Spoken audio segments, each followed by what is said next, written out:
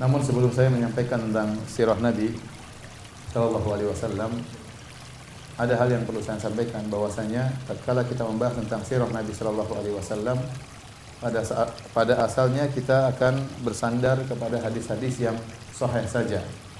Tetapi kalau kita hanya bersandar kepada hadis-hadis yang sahih saja, maka rangkaian sirah itu ada yang terputus, tidak sempurna. Oleh karenanya, dalam rangka melengkapi kekosongan dari rangkaian atau rantai sejarah Nabi SAW, terkadang kita sebutkan hadis-hadis yang lemah, yang terkadang dalam hadis-hadis lemah tersebut ada perincian yang lebih dalam tentang sirah Nabi SAW. Akan tapi tentunya tidak semua hadis-hadis yang lemah, ada persyaratan.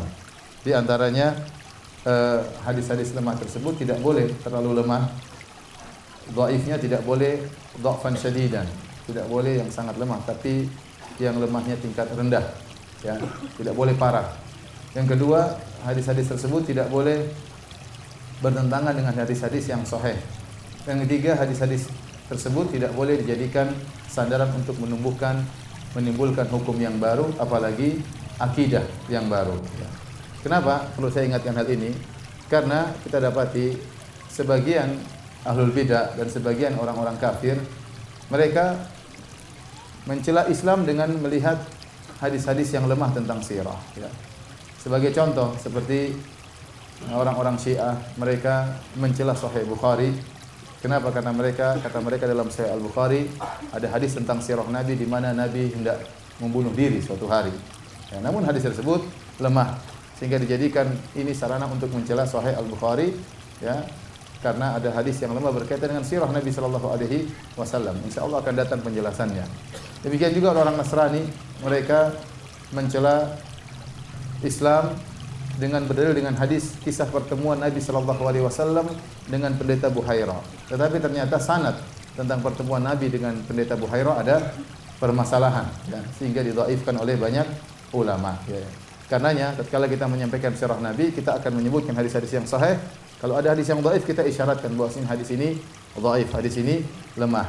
Dan memang para ulama, kalau untuk masalah sirah Nabi Sallallahu Alaihi Wasallam, mereka tidak terlalu ketat dalam masalah kriteria hadisnya. Saya bacakan perkataan Al-Imam Ahmad, ya, di mana beliau pernah menyampaikan demikian juga para ulama yang lain. Ya. Imam Ahmad berkata, "Idza rawaina an Rasulillah sallallahu alaihi wasallam fil halal wal haram was sunani wal ahkami tashaddadna fil asanid."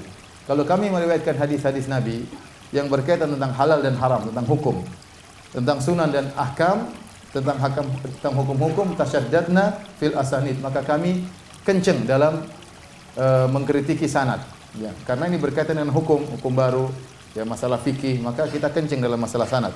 Wa idza rawaina 'ainin nabi sallallahu alaihi wasallam fi fadail a'mal wa ma la yad'u hukman wa la ya'rifu wa la yarfa'uhu tasahalna fil asanid. Tapi kalau kita meriwayatkan hadis ternyata hanya berkaitan dengan keutamaan amal saleh, amal solehnya sudah ada, cuma berkaitan dengan pahalanya, maka kami tidak terlalu kencang dalam masalah ini. Demikian juga perkara-perkara yang tidak menimbulkan hukum yang baru atau menghilangkan hukum yang baru.